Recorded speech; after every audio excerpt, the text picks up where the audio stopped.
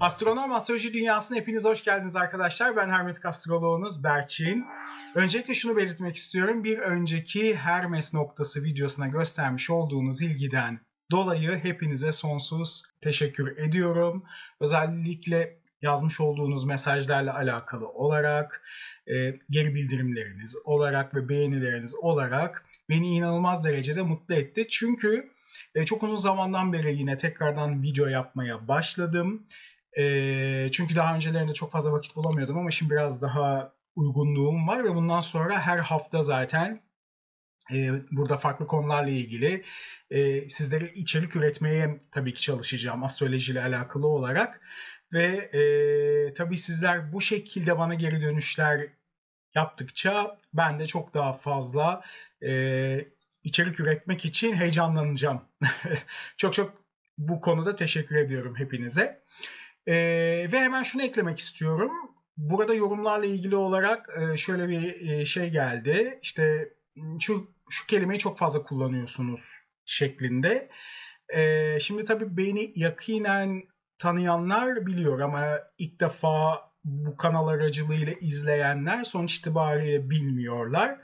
Benim çocukluktan gelme bir konuşmamda tutukluk ve kekemelik durumum özellikle vardı ve bu çocukken çok fazla ileri konumdaydı. Ama ben ilerleyen yaşlarda bunun üzerine giderek hani bunu elimden geldiğince düzeltmeye çalıştım ki işte burada gördüğünüz gibi videolar hani sizin için üretmeye burada çalışıyorum ve aynı zamanda da kendi özel hayatımda da yine astroloji üzerine hem öğrencilerim var, eğitimler veriyorum gibi. Eğer böyle bir durumum olsaydı bunu sonuçta yapmakta çok zorlanırdım. Evet. Burada size bir şeyler anlatırken bazen heyecanlanabiliyorum ya da takılabiliyorum. Burada da kaçış kelimeleri kullanmaya çalışıyorum. Orada takılmamak için. Bazen sonuçta devrik bir cümle de kurmuş olabilirim az önce yaptığım gibi. Ya da bir kelimeyi hani orada kullanarak işte bu hani aslında gibi onları başına eklemeye çalışıyorum ki daha zorlanmadan bazı şeyleri anlatabileyim diye.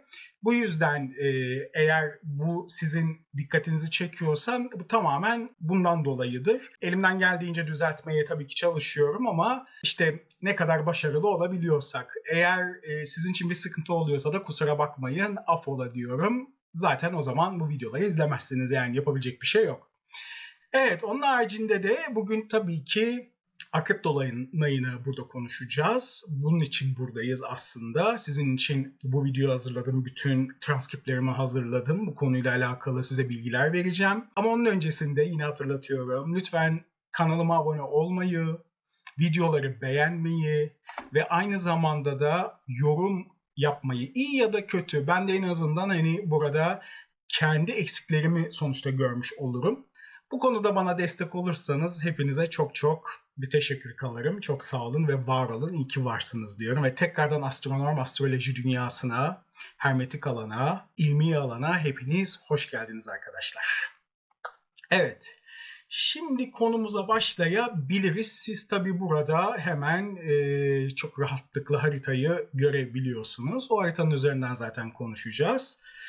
Burada 1 Mayıs 2026'da İstanbul saatine göre 20.22'de bir akrep dolunayı gerçekleşecek. İstanbul'da hava bulutlu, maalesef ki dolunayı izleyemiyoruz. Hani böyle bir durum var. Daha doğrusu izleyemeyeceğiz. Ama sonuç itibariyle bu saatte gerçekleşecek. Şimdi bu dolunay aslında bize derinlik, tutku, arzular, araştırma, üreme, cinsellik, şifa bulma ve iyileşme süreçleriyle ilgili bazı bilgiler aslında getiriyor. Tabi bunlarla bağlantılı olarak sabit yıldızları da işleyeceğiz. Bu sabit yıldızlarla alakalı da size bilgiler vereceğim ama ilk olarak hani ilk bize teması bu. Zaten akrep yükseliyor 16 derecede.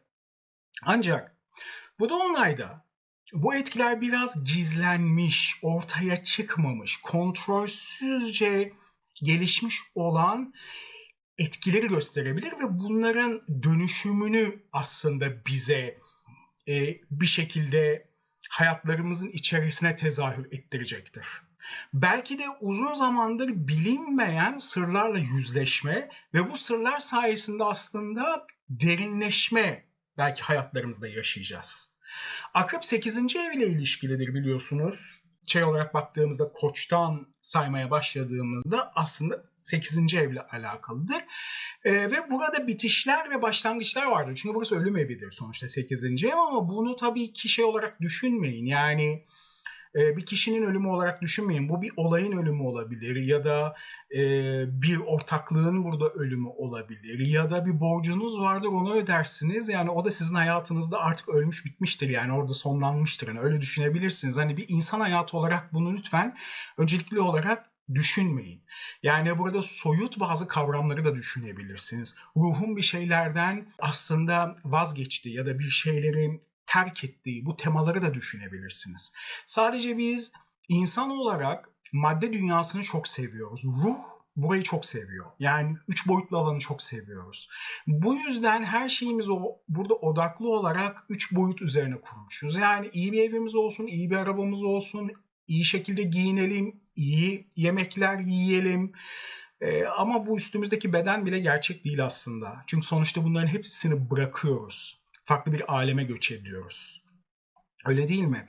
Bu şekilde baktığımız zaman işte burası aslında 8. ev. Burada bazı dönüşümler var. İşte buradaki bu akrep dolunayı belki de ruhun bu anlamda değişmesine, belki de bu anlamda bazı şeylerin gelişmesine neden olacak arkadaşlar. Bizim hayatlarımızda. Bazı ezoterik bazı bilgiler hayatlarımıza girecek ister istemez. Belki bu konularla ilgili olarak belki de dönüşümler burada yaşayacağız. Tabii şöyle bir durum da var. Çünkü burada ay 12. eve aslında denk gelmiş haritada, İstanbul haritasında. Şimdi belki de uzun zamandır bilinmeyen bazı sırlarla yüzleşmeler olabilir. Ve bu sırlar sayesinde aslında bazı konularda derinleşmek de isteyebiliriz. Böyle bir takım etkileri de verebilir. Çünkü akrep dediğimiz zaman araştırma da girer. Bunun içerisinde ne vardır? Derinlik vardır. İşte burada baktığımız zaman Mars etkisi vardır. Modern astrolojiye gittiğimiz zaman Plüton etkisi vardır. Ölüm vardır burada. Yani burada bir derinlik vardır, yeraltı vardır. Bilinmeyen vardır, gizli olan vardır ki 12. ev olunca zaten kontrol dışı, bilinmeyen, saklı olan, gizli olan her şey ortaya çıkmış olur. Ay burada zihni aslında temsil ediyor. Zihin olarak baktığımız zaman da hani duygular olarak çok fazla söylenir de ay için. Aslında ay burada zihnimizdir. Ve bizim zihnimiz düşündüğü zaman bu madde dünyasında neye ihtiyacımız olduğunu ararız. Öyle değil mi? İhtiyaçlarımız ne? Ay aslında bize ihtiyaçlarımızı gösteriyor. Yani yemek mi yemek istiyoruz? Bir yere mi gitmek istiyoruz? Ne bileyim, alışveriş mi yapmak istiyoruz? Ya da bir işimiz var, onu mu bitirmek istiyoruz? İşte bunların hepsini bize ay aslında gösteriyor. Onun için ay haritada çok önemli arkadaşlar, ki ayın bir sürü zaten görevleri var. Hani sadece bununla alakalı değil ama bu alana baktığımız zaman aslında spesifik olarak bize göstermiş olduğu etki bu şu an için. Tabii bu şekilde baktığımızda bazı bilgiler alanında derinleşmek de isteyeceğiz arkadaşlar. İşte bu derinliğe girdiğimizde işte bu bilgiyle ruh bu alanda derinleşerek bir şekilde dönüşecek. İşte bu dolunay ruhsal alanda bize işaret eden neyse onunla ilgili o derinlere inerek ruhun şifa bulmasını sağlayan enerjileri bu önümüzdeki 10 gün, 15 gün boyunca bize aslında tezahür ettirecek arkadaşlar. Ve bu şekilde de ruhun, bedenimizin, zihnimizin, sağlığımızın neyse bunun dönüşmesine vesile olacak. Hani burada bir tamamlanma enerjisi deniliyor aslında ama şöyle düşünelim. 28 gün boyunca aslında bu döngü oluşuyor, öyle değil mi? Her yeni aydan yeni aya sonuçta 28 gün var. Yani dolunay olduğu zaman bitiş mi oluyor? Bence bitiş olmuyor. Dolunay olduğu zaman enerjinin en fazla ortaya çıktığı zaman, çünkü ay kendini orada gösterebiliyor. Yani ışık olarak orada gökyüzünde parlıyor arkadaşlar. Ben buradayım diyor. Benim enerjimden en iyi şekilde faydalanın diyor. Yani ben her zaman şöyle söylerim. Belki bir önceki videoda da bahsetmiş olabilirim bununla ilgili ama yeni aylarda arkadaşlar şöyle bir şey var. Ayı biz hiçbir şekilde görmüyoruz. Ay aslında bir şekilde saklanıyor, öyle değil mi? Sonuçta 2,5 gün boyunca. Ve bu 2,5 günlük süreç boyunca arkadaşlar ay 28 günlük o döngünün aslında nasıl işleyeceğini bence kendine yüklüyor. Ben öyle düşünüyorum. Ve o 28 günlük o döngüde neler olabileceğini kurguluyor. Bizim hayatlarımızı aslında burada nelerin tezahür edeceğini aslında kendince oluşturuyor ve planlıyor. Ve biz Dolunay'ı aslında burada yaşadığımızda o enerjinin en kuvvetli şekilde ortaya çıkmasını, aslında buradaki o tamamlamanın amacı, yani o söylemin amacı burada o etkinin en yüksek oktavda aslında, çünkü sonuçta büyüyen aydan burada Dolunay fazına geçiliyor. O etkinin daha hızlı bir şekilde, o etkinin daha kuvvetli bir şekilde insanların hayatına tezahür etmesini sağlıyor. Ondan sonra da zaten yine küçülen ay fazıyla birlikte, yani etki ufak ufak azalarak kendini yeni döngüye doğru ilerletmiş oluyor arkadaşlar. Şimdi tabii burada özellikle ayı bu kadar çok burada konuşmuşken bu dolunayda burada bastırılmış duygular, korkular, kıskançlıkların veya geçmişten gelen travmaların su yüzüne çıkması da aslında bu alanda gerçekleşebilir. Bu dolunay etkisinde. İşte biraz içimize dönme, içe çekilme, biraz gözlerden uzak olma, etrafımızı gözlemleme ve biraz daha duygusal olma ya da çok daha o duyguları yoğun yaşama etkisini bu dolunay etkisini, özellikle Akrep dolunayında yaşayabiliriz ve bu sayede olayların ya da eylemlerin en derinine dokunma imkanı aslında burada bize verecektir. Ve bu şekilde bizim tabii ki sezgilerimizi çok iyi şekilde kullanmamıza vesile olacaktır. Ve bu şekilde de biz sezgilerimizi kullandığımızda doğru adımı atma eyleminde olma imkanına aslında varmış olacağız. Ve bu şekilde de ne arıyorsak, ne istiyorsak ya da neyi burada bilmiyorsak bu konularla alakalı da derinlemesine araştırmalar yapabileceğiz ve bu araştırmalar için de bu dolunay aslında gerçekten doğru bir zaman içinde olacaktır. Ayrıca arkadaşlar şunu da söylemek istiyorum. Bize sanki şunu da söyleyecek. Çünkü burada karşıtını baktığınız zaman karşıt burç burada boğa olmuş oluyor. Hani biraz böyle konfor alanımıza tutunmak ile sanki kaçınılmaz böyle değişime teslim olmak arasında sanki böyle bir gerilim de hani burada yaratacak gibi. Çünkü 12. ve 6. ev aksları burada çalışıyor. Zaten bu da bizim günlük rutin işlerimizde kontrolsüzce gelişen olaylara, işte bize bunlarla alakalı bazı sinyallere, aynı zamanda bu sinyallerin hayvanlarımızla alakalı olmasına, iş yerleri, iş ortamımız, iş arkadaşlarımızla alakalı olmasına, kendi günlük rutinlerimiz, işlerimizle alakalı olmasına, sağlığımızla ilgili olmasına, yani bir nevi 6. ev konularını 12. eve taşıyarak işte burada gizli bilinmeyen, ondan sonra arkamızdan dönen işler, bilmediğimiz şeyler, bunlarla yüzleşmeyi ve bu konularla, bu özellikle belirtmiş olduğum bu konularla alakalı olarak bunları çok fazla öne çıkartacaktır. Ve tabii bu alanlarda bir şifalanma etkisini de verecektir. Burada bir iyileşme etkisini de verecektir. Çünkü biz burada kendimiz içe dönerek, içe çekilerek aslında bir şeylerin çözümünü üretmeyi ve bir şeyleri burada dönüştürmeyi tam anlamıyla aslında burada dolunay etkisiyle arkadaşlar deneyimleyeceğiz. Tabii burada önemli bir nokta var. 11 derecede olacak. Yani 11 derecede ay. Bu da Uranüs'ün aslında yüceldiği alan olarak geçiyor. Yani bu derece.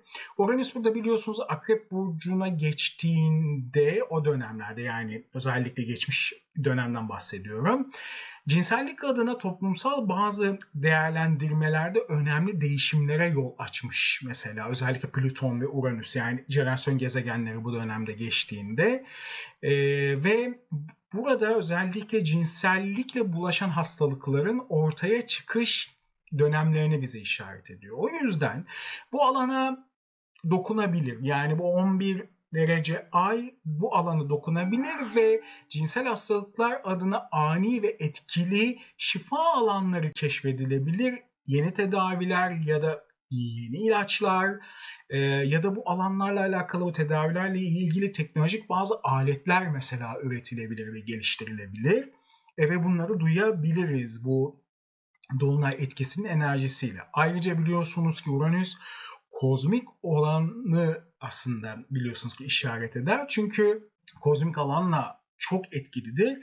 Kozmik alanın bir rehberidir Uranüs. Bu yüzden onun ilerlediği alanda her ne kadar düşüşte olan bir ay olsa da çünkü orada sonuçta güven isteyecektir ay. O güven arayışını bulmaya çalışacaktır ancak özgürce ve toplumsal olanla ilişkili şekilde ilerleyecektir. Yani bir Uranüsyen aslında tarzıyla, yani belki de toplumda önde gelen kişilerin ya da toplumu ilgilendiren insanların bazı etkileşimlerini burada görebileceğiz buradaki bu etkiyle arkadaşlar. Ve aynı zamanda da bu kişilerin belki de topluma faydalarını burada deneyimleyeceğiz. Evet, aslında genel itibariyle bize bunu anlatmak istiyor burada dolunay enerjisi ama en çok da burada sabit burçlar etkilenecek arkadaşlar. Görmüş olduğunuz gibi. Yani Akrep, Aslan, Kova ve Boğa burçları bu anlamda ciddi şekilde etki alacaklar.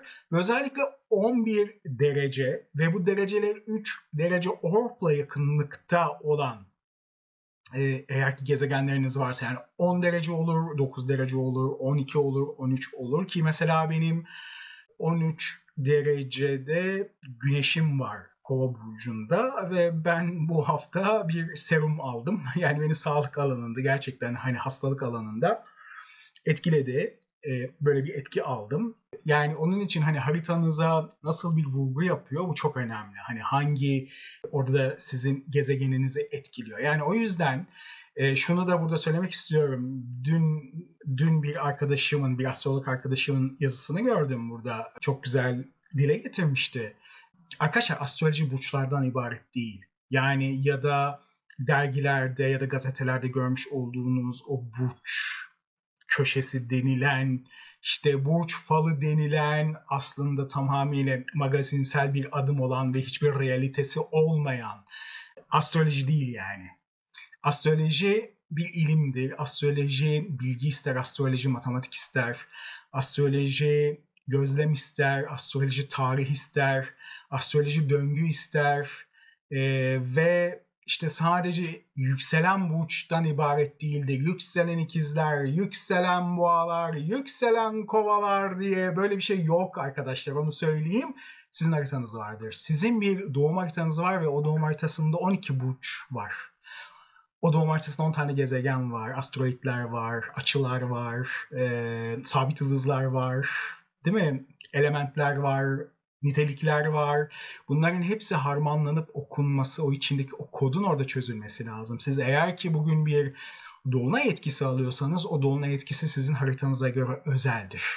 Yani sizin yükseleniniz ikizler diye ya da sizin yükseleniniz kova diye ya da sizin yükseleniniz koç burcu diye o söylenen etkileri illa alacaksınız diye bir etki yok. Çünkü mesela örnek veriyorum, şimdi ikizler burcu bu etkiyi 6. evden alıyor, sağlık evinden, ama belki 6. evin girişi akrep değil arkadaşlar. Yani belki 6. evine denk düşmüyor. Yani öyle bir Placidius'ta öyle bir ev sistemi var ki belki orada kıstırılmış burç olarak kalıyor. Belki efendime söyleyeyim çok az bir şekilde 6. evinden etki alıyor. Tamamıyla 7. evine taşmış olabiliyor. Yani o yüzden hani bu konuda nasıl etki aldığınızı ya da nasıl etki alacağınızı uzman bir astrolog tarafından incelenip bir doğum haritası analizi ve yıllık öngörü almanızda fayda var arkadaşlar. Yoksa okuduğunuz ya da dinlediğiniz burç yorumları maalesef ki inanılmaz derecede basic bir etki olacak ve kendi etrafımdan da duymuş olduğum gibi, ya hani bu ikizler, ya işte hani bu yaylar, ya hani bu başaklar bu sene bunu bulacaktı, bu ne edecekti, bu öyle olacaktı, şöyle olacaktı ama hiçbir şey olmadı bana diyorlar ki 5. aya geldik bu yıl için, 2026 için. Ben de diyorum ki yıllık öngörü alın ve tüm hayatınızla ilgili olabilecek soruların orada cevaplarını, olasılıkların o cevaplarını orada alın. Astroloji bir olasılıktır arkadaşlar. Hiçbir zaman kesinlik ve hani olacaktır ya da bu yapılacaktır ya da bu gerçekleşecektir demez. İhtimallerden burada bahseder, olur ya da olmaz. Sonuç itibariyle gaybı Allah'tan başka hiç kimse bilemez ve bu dolunayın sabit yıldızlarına bakalım hep birlikte, öyle değil mi? Benim için önemli olan alana geldik. Çünkü benim uzmanlık alanım arkadaşlar sabit yıldızlar. Bu alanla ilgili 6 aylık bir uzmanlık eğitimim var. 2 yıldır bu konuda öğrencilerimi yetiştiriyorum arkadaşlar. Şimdi öncelikle şunu söylemek istiyorum. ASC'de yükselen Akrep ve Kentarius takım yıldızı, yani Eryaman takım yıldızından bir dum sabit yıldızıyla aktivasyon indeksi sağlıyor harita. ASC noktası, yani Akrep dolunayı olduğu için Akrebin bu alanda yükseliyor olması ve bu takım yıldızından etki alıyor olması çok önemli. Çünkü şöyle bir mitolojik olarak size kısaca bahsetmek istiyorum neden böyle olduğunu. Çünkü burada Chiron'la alakalı da bazı bilgiler var. Şimdi burada Kentarius'lar yarı insan, yarı at olan korkunç arkadaşlar yaratıklardan oluşan bir ırk olarak geçiyor mitolojide. İşte insanın gövdesi bel hizasından atın ön kısmına, yani o boynunun olması gereken yere eklenmiş olduğu hem erkek hem de burada dişi Kentarius'ların dağlarda ve ormanlarda yaşadığı, çift elle bu alanda beslendikleri ve tatlı içecekler içtikleri ve bunlardan dolayı da sarhoş oldukları ve ayık kalamadıkları söylenir. Ve genel olarak işte şiddetli ve dizgin ve vahşi bir topluluk olarak da bilinirler. İşte sürü halinde yaşarlar ve gururlarıyla öne çıkarlar ve erkek, özellikle Kentarius'lar ölümlü kadınlara da tecavüz etmeye düşkün olurlarmış. Aslında insan doğasının hayvani o tarafını temsil ettikleri söylenir. İşte burada dizginlenmemiş özellikle bu Kentarius'lar kalabalığının içindeki farklı bir doğayı aslında burada temsil eden iki figürü öne çıkartıyor ve burada Kronos ile perilerden Perilya'nın oğlu Chiron ve Selienos ile perilerden Melia'nın oğlu Polos'u burada öne çıkartmış oluyor. Tabi burada işte Chiron asalet ve bilgelik ile birlikte astronomi, felsefe, botanik, müzik, kehanet ve tıp burada konusunda bilgisi ve yeteneğiyle tabii ki ön plana çıkıyor ve burada Pelion Dağı'ndaki o mağaralarında Herakles, Castor ve Pollux, Achilleus, Iason, Kentarios, Polos, Asklepios ve daha birçok büyük Yunan kahramanını eğitiyor arkadaşlar. İşte burada Chiron'un yıldızları takım yıldızlar halinde gruplandırıp sınıflandırılan ilk kişi olduğuna ve insanlara gökyüzünü nasıl yorumlayacaklarını öğrettiğine de inanıldığı burada söyleniliyor. İşte ünlü Altın Post seferinde Argonotların lideri olacak olan Iason ve Peleus'u bir şekilde yetiştiriliyor ve Chiron perilerden Kariklo ile evleniyor ve Endeis adında bir kızları oluyor. Endeis daha sonra Kral Aikos'un eşi ve Telamon ile Akileus'un babası, Peleus'un annesi oluyor arkadaşlar ve hikaye bu şekilde devam ediyor. Şimdi burada bu hikayeye göre baktığımızda gördüğünüz gibi burada bazı nahoş etkilerin ortaya çıktığını ve bu takım yıldızla ciddi olarak etkiler oluşturduğunu ve burada tabii bir dum sabit yıldızı ile etkilerine de bakacağız. Şimdi bu takım yıldız bu bulunmuş olduğu alanla alakalı olarak insan burada doğasının hayvani yönü ve özellikle aşırılıkları hakkında ya da eğitim ve bilgi hakkında bize bazı hikayeleri anlatacak. Ve burada saklanmış, gizli kalmış, aslında derinleşmesi gereken ve bilinmeyeni ortaya çıkartabilecek bazı etkileri ortaya çıkartacak. Ancak işte burada yine de etkilerde sahip olduğumuz o beceriler neyse burada başkalarına zarar vermek için kullanmamaya burada dikkat etmemiz gerekiyor. Buradaki takım yıldız ve sabit yıldızın etkisi özellikle bize bunu söylemeye çalışıyor arkadaşlar. Çünkü bu takım yıldız bir dost tarafından incitilme riskini barındırıyor arkadaşlar. Her durumda bu takım yıldızı etkinleştiren ne ise risk ve zararı aslında burada ortaya çıkartacağını söylüyor. İşte burada eğer akrepse iğnesini burada sokması gibi. Böyle bunu düşünebilirsiniz. Ama aynı zamanda tabii ki burada bilgiyi de çok fazla ortaya çıkartıyor. Yani burada bir tıp ilmini, burada bir felsefeyi, burada bir astronomi bilgisini de çok fazla ön plana çıkartıyor ve bunlarla alakalı bazı bilgileri burada görebiliriz ve tabii ki cinsel dürtüler ön plana çıkıyor buradaki bu takım yıldızla beraber. Bu da az önce söylemiş olduğum gibi Uranüs'ün 11 derecede yücelmesi ve ayın burada olması zaten bu etkiyi bize veriyor. Sabit yıldız olarak baktığımız zaman bu yıldız bize fiziksel güç ile zihinsel o derinliğin birleştiği aslında noktayı bize yansıtıyor buradaki bir dum sabit yıldızı. İşte aynı zamanda burada tabii yükselenle bir etkileşimde olması özellikle toplum önündeki duruşumuzun veya bu etki içerisinde, bu dolunay etkisinde ortaya çıkacak olayların öğretici ve dönüştürücü olduğunu da aslında bize söylüyor. Yani burada sabit yıldız etkisini de almış oluyoruz arkadaşlar. Bir diğer sabit yıldız etkimiz ise ayın burada özellikle aktivasyon indeksini sağladığı Alphecca sabit yıldızı ve Corona Borealis takım yıldızı, yani kuzey tacı ile ilişkili arkadaşlar.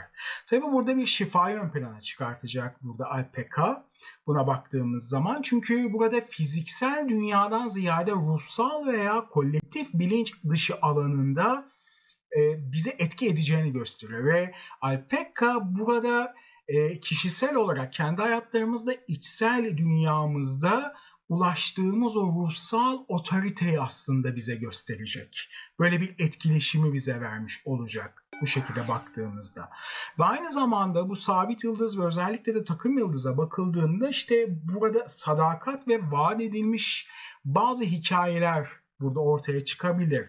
Ya da bu bir aşk hikayesi olabilir ve burada mutluluğa giden yolun yarısında bu ilişkinin sona ereceğini, yani burada tamamlanamayacağını da bize gösterebilir ki bunu özellikle ünlülerde görebiliriz. Evlilik yoluna girmiş olan insanların ya da yeni evlenmiş insanların ilişkilerinde sonlanmaları burada bu sabit yıldız etkisiyle çok rahatlıkla görebiliriz arkadaşlar. Ve burada tabii şöyle bir şey var. Size burada mitolojik olarak da söyleyeyim. Teseus'un aşkı uğruna kendisi için çok şey yapan kadına karşı nankörlüğü de anlatır bu etki. Özellikle bu takım yıldız arkadaşlar. Ve bu takım yıldızın etkisi altında bir ilişkide taraflardan biri zamanla özünün derinliklerinde nankörleşebilir. Ve bu nankörlük eninde sonunda bir ayrılığa yol açar arkadaşlar. İşte bu etki dediğimiz zaman burada Corona Borealis, yani kuzey tacı olmuş oluyor arkadaşlar. Biliyorsunuz ki buradaki bu sabit yıldızımız özellikle 7 yıldızdan oluşan grubun merkezinde yer alır ve çiçeklerden oluşan o çelengin üzerindeki tomurcukların bağlandığı halka ya da düğümü burada temsil eder. Yani burada tacın incisi olarak da bilinir. Aslında Arapça anlamı astroloji yeteneği olan şeklinde olarak burada geçiyor. Buradaki sabit yıldız üzerine Alphecca için. Ve aynı zamanda da tabii burada ne kadar şanslı bir aşk hikayesine başlamış olsak da eninde sonunda bir sıkıntı ya da problemle, acı verici, kaotik bir dönem sonrası üzüntüyle burada sonuçlanacağını aslında söylüyor arkadaşlar. Böyle bir etkiyi bize veriyor, bilginiz olsun. Bizi dünya olarak da neler bekliyor? Biraz da ondan burada bahsetmek istiyorum. Özellikle arkadaşlar hastaneler, ıslah evleri, huzur evleri, yani kapalı alanlar adına zararlı etkiler söz konusu. Can sıkıcı olaylar burada gündeme gelebilir bunlarla alakalı olarak. Özellikle kadınların özgürlük burada kısıtlamaları ile ilgili bazı gelişmeler gündemde olabilir. İşte özellikle az önce söylediğim gibi ünlü olan burada kadınların evliliklerinde sıkıntılar olabilir, ceza alabilirler ki biliyorsunuz bu aralar ülkemizde bu konuyla alakalı ciddi yaptırımlar var. Ve aynı zamanda da ülkeler arasında da olumsuz etkiler artabilir bu haritaya baktığımızda. Çünkü burada gizli düşmanlıklar, perde arkası entrikalar, bir takım bilinen bilinmeyen etkiler gün yüzüne çıkabilir. Ülke halkları adına baktığımızda zorlayıcı etkiler oluşabilir. Özellikle burada kaynaklar adına ve bu etkiler finansal alanda zorlukları burada gösterebilir. Alım gücü burada zorlaşabilir. Özellikle yaşlı kesim adına, emekliler adına bazı sıkıntılar veya bekledikleri bazı etkiler ya da o beklentiler onları karşılamayabilir. Tabii burada doğal afetler adına şunu söyleyebilirim. Aşırı yağışlar ve ziraat alanlarında zarara uğramalar. Özellikle burada tarım ve çiftçilikle uğraşan kişilerin bu konuda bu dolunayda olumsuz etkileneceğini düşünüyorum. Burada terör etkilerine biraz dikkat edilmesi lazım ülkeler içerisinde. İç güvenlik adına burada bir risk olabilir. Örgütlenmeler adına bir risk olabilir. Ama güzel bir taraf, özellikle kendi ülkemiz adına söyleyeyim, inşaat sektöründe özellikle gayrimenkulde alım ve satımda bir artış olabilir.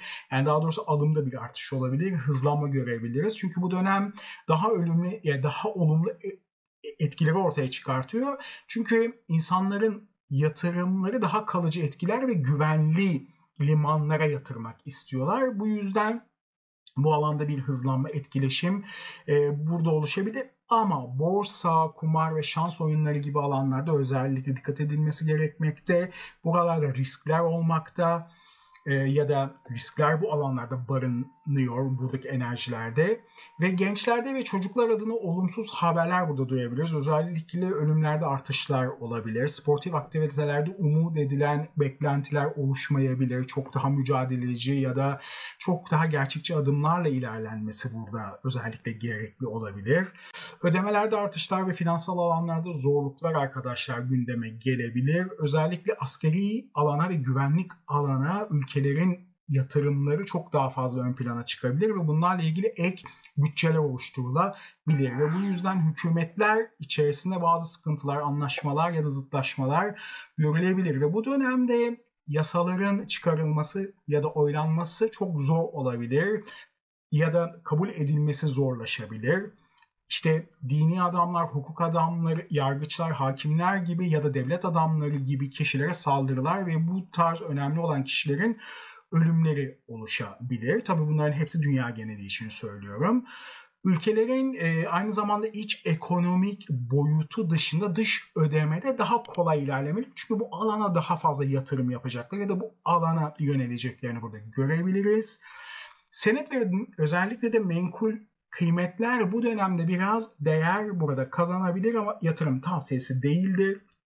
Özellikle sahtekarlık ve dolandırıcılıklar adına da dikkat edilmesi gerekmektedir. Özellikle internet ortamında ve sanal ortamlarda bu etki çok baskın hissedilebilir. Bu aralar neye dokunduğunuza veya neye tıkladığınıza çok fazla dikkat edin. Ayrıca bu etkilerin en aza inmesi için de devletin bu konularla ilgili yaptırımları ve araştırmaları çok daha hızlı bir şekilde bir kere gündeme gelecek ve gelişecektir arkadaşlar. Bununla birlikte bu söylediğim bu etkiler, işte sabit yıldızlar, dünya etkileri adına hangi alanlar ya da hangi bölgeler astrokartografik olarak daha fazla etki alıyor ona baktığımızda özellikle burada Panama, Meksika, Texas, New Mexico, Miami, Güney ve Kuzey Caroline, Ohio, Batı Virginia, Colorado ve Montana eyaletleri ABD özelinde Yunanistan, Romanya, Hırvatistan, Macaristan, Polonya, Ukrayna, Portekiz ve özellikle Britanya adası, İskoçya ve İrlanda tarafı çok daha fazla etki alıyor arkadaşlar.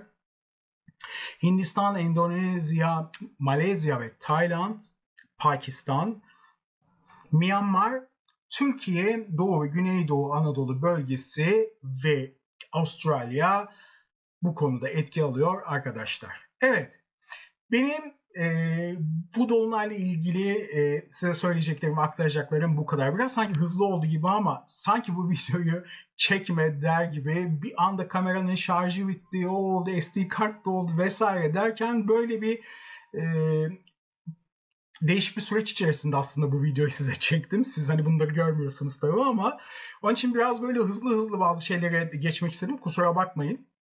Eğer ki bu videoyu buraya kadar izlediyseniz ve eğer ki bu videoyu da beğendiyseniz lütfen kanala abone olmayı, özellikle yorum yazmayı ve videoyu beğenmeyi unutmayın.